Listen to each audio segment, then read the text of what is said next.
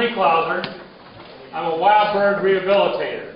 I am not a birder, but I enjoy birding and taking people that can bird on the property that is adjacent to where this rock crusher is supposed to go in. I live down here. I bought property 19 years ago when I found the Edwards Plateau, just 35, 40 miles from Fort Worth. What a joy to find the Endangered Plateau that close. I've lived down here since I retired as a banker for 8 years. For the past 6 years, I've had the privilege of being able to go on the Charles Brown property, which is just adjacent to this mountain that this gentleman intends to take down.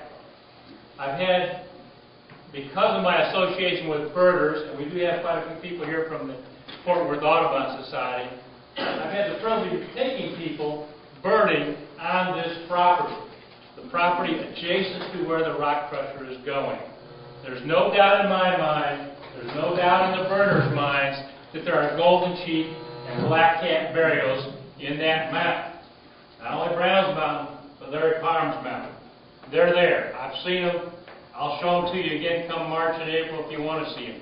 How many have seen a black-cap and a golden cheek? Let me see you raise a hand. A few.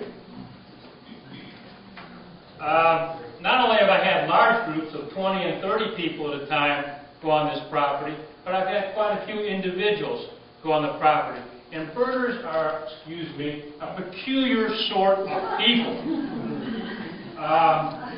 They love these birds. I love them too. But I've had people from England and other places in Europe and throughout the United States come. Somehow they found me on the internet because of Fort Worth Audubon. They want to see these two birds. That's what they come here for, all the way from England. I remember the one guy, Chris Lansom from England, a Brit, and I don't know if you know Brits, but they get excited. And I thought the guy was going to go off the edge of the cliff when he saw the black-cap. I mean, he was just nuts about this bird. That's what I love about the bird, is showing other people who really enjoy them, these birds. What about these birds? This area is an occupied habitat for the golden cheek and black-cap variety. They love our mixed juniper and cedar and hardwood cover that we have. Both of these birds are federally and state endangered birds. The entire nesting range of the golden cheek warbler lies in a 33-county area in central Texas. The only place in the world they can see them is come here. And they do come here. The mountains, the draws, the level areas of Chalk Mountain are just excellent habitat. As I've said before, I've had people from all over the United States and some from Europe come in here. The birds arrive mid-March. They go out mid-June and July. They're here just to nest. This is their home. Now, how would you like it if you went to your home or your vacation home and it was gone? This is what we're talking about. The golden cheek was listed endangered in 1990. In a report in March of '06, the National Audubon Society listed it as one of America's 10 most endangered birds. The black-cap has been listed endangered since 1987.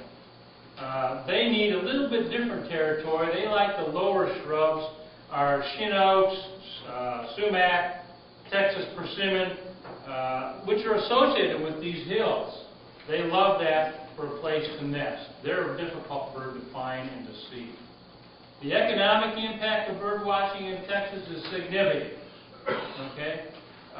It shows that wild bird observers 16 and older are numbered 2.5 million in the United States. In Texas alone, it has been determined that about $2.9 billion a year are spent by birders in Texas looking at birds. And one of the main birds, or two main birds they're going to come look at, is black-cap and golden cheeks. Our Chalk Mountain area is indeed a treasure for Somerville County. It's scenic, it's hard to say, but beautiful junipers, pure old cedars, our oak-covered mountains. These rare birds are enjoyed by all that live here and a lot of folks that come here. What I'm concerned about not only is losing these birds when they come here and their home is gone, but the ones that are, say, over on Charles Brown property, if this guy's creating this dust and explosions periodically, he's going to scare them out of that habitat. We're talking about, what, 250 acres that Larry Parham owns, or thereabouts. Charlie Brown has 330. Bob Portman, you have 250. These are all in this general area that these birds are in. And we're going to scare them not only off of Larry Farms, but off these other areas too, because of the noise, the dust, the pollution. This destruction is just not good. We have not only the blasting and the traffic that you and I will experience on 67, but potential water pollution, the dust pollution. I live downwind from this facility, so I'm going to be affected too. Even though I'm 4 miles away from it, I'm going to be affected, and I'm concerned about that for myself and the birds. I remember old stories when I was a youngster about how they used to put the canary in the mine. When the canary died, we better get out of the mine. I do a talk at Dinosaur Park, usually twice a month. And one of the things I ask the younger people to do is do a better job than us older people have done in taking care of our habitat and our environment. As we ruin the habitat of these birds, pollute the habitat of these birds, who else is in that stream? You and I. Birds are the first to go. We're the next to go. Write those letters. Make your phone calls. That's the only way we're going to stop this. The permit's pretty much legal, all right? It's very hard to stop. But if we get enough people writing and calling and getting on this, we can stop it. Please do. I love the birds. Thank you.